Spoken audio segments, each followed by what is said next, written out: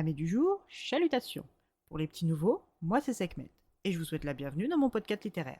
Dans mon émission, je vais tenter 3 fois par semaine de vous donner envie de découvrir des livres de tout poil, récents et moins récents. Alors, si ça vous tente, c'est par ici la suite.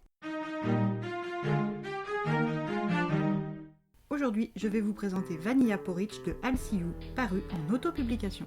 Dans cette petite romance toute douce, nous allons partir pour Séoul. Dans cette ville sud-coréenne, nous allons faire la rencontre de Yoo Ki-woo. Cet homme tiré à 4 épingles est un journaliste au Mail Inside. Il est rédacteur au service des sports alors qu'il déteste ça depuis qu'il est tout jeune. Si son éducation auprès d'une mère commerçante et d'un père pasteur aimant lui a appris à être autonome et gentil, ses années d'école lui ont surtout appris à dissimuler sa gentillesse, exploitée ou tournée en ridicule par les autres. Aujourd'hui, il est un jeune homme froid et plutôt difficile d'abord. Il ne se soucie pas des états d'âme des autres, ce qui fait de lui un excellent journaliste sportif. Celui qui pose toujours les questions qui font mal ou qui dérangent. Mais si Ki-woo travaille si dur, c'est pour un jour pouvoir rejoindre l'équipe en charge de la politique. Depuis toujours, il est passionné de presse, de culture, d'écriture et de politique. Si après ses études brillantes en Corée du Sud, il est parti en Angleterre pour obtenir un beau diplôme, c'était dans l'unique but de devenir journaliste politique. Mais Ki-woo le sait, dans la vie, on n'obtient rien sans mal. Alors aujourd'hui, à 26 ans, il a une vie financièrement confortable, il habite dans une résidence privée de Gangnam et il a même sa propre voiture. Sur le plan personnel, il vient de quitter sa copine, Cha Ha-yoon. Sa plastique a toujours été à son goût, son tempérament possessif, jaloux, toxique, beaucoup moins. Alors, quand elle lui a demandé de faire passer leur relation en priorité sur ses ambitions professionnelles, Ki-woo s'est rétracté en la mettant à la porte. Et dans son quotidien millimétré, c'est, à son sens, la meilleure décision qu'il ait prise de ces 2 derniers mois. En ce matin de travail ordinaire, Ki-woo se lève avec le chant du coq, se prépare, puis prend sa petite Kia, prend son mal en patience dans les bouchons de la capitale.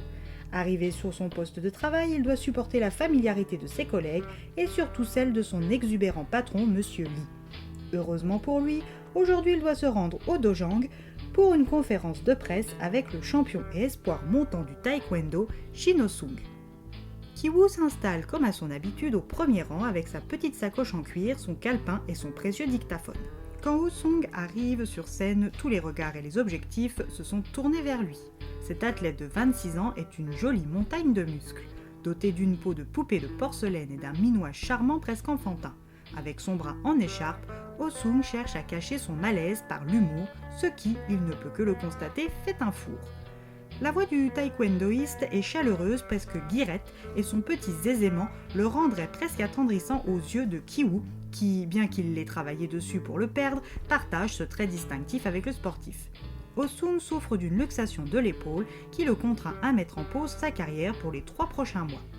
Une fois les gentilles et anodines questions de ses confrères et concurrents posées, Ki-woo se lance dans la mêlée avec sa question poil à gratter, à savoir si sa blessure ne se remet pas, quels sont ses plans de carrière bis. Une fois la conférence terminée et l'article bouclé, Ki-woo peut enfin retrouver sa solitude adorée.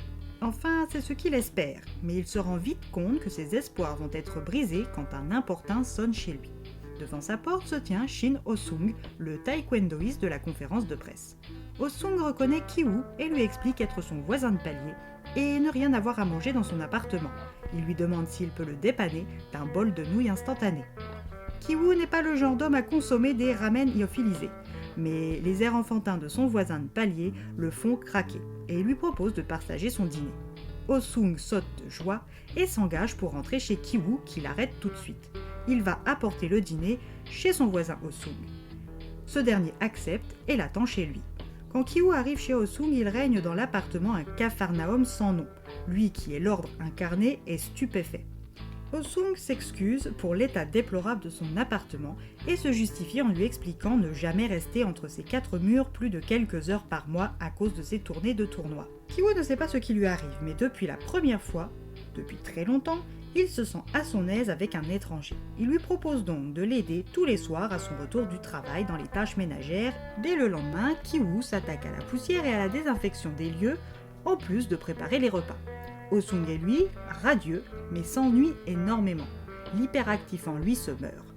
Et au détour d'une promenade, au départ anodine, il tombe sur des machines de sport en plein air. La tentation est trop grande, et bien que l'effort physique lui soit interdit et que les températures hivernales arrivent, il commence à pratiquer jusqu'à tomber malade. Monsieur Lee sait que les ventes sont en baisse et sait aussi que Ki-woo est le voisin du célèbre taekwondoïste. Si le journaliste veut sa promotion et pouvoir changer de secteur, il lui suffit d'écrire un article sur son voisin qui saura susciter l'intérêt des lecteurs du Mail Inside. Ki-woo n'a jamais utilisé qui que ce soit de toute sa vie pour obtenir quelque chose. Pour la place en politique, commencera-t-il à le faire ? Son amitié naissante avec Oh-sung sera-t-elle son tremplin ? Ou restera-t-il fidèle à ses valeurs ? Oh-sung sera-t-il puni pour ses bêtises ? Comment fera-t-il face ? À vous de suivre nos deux voisins pour le découvrir.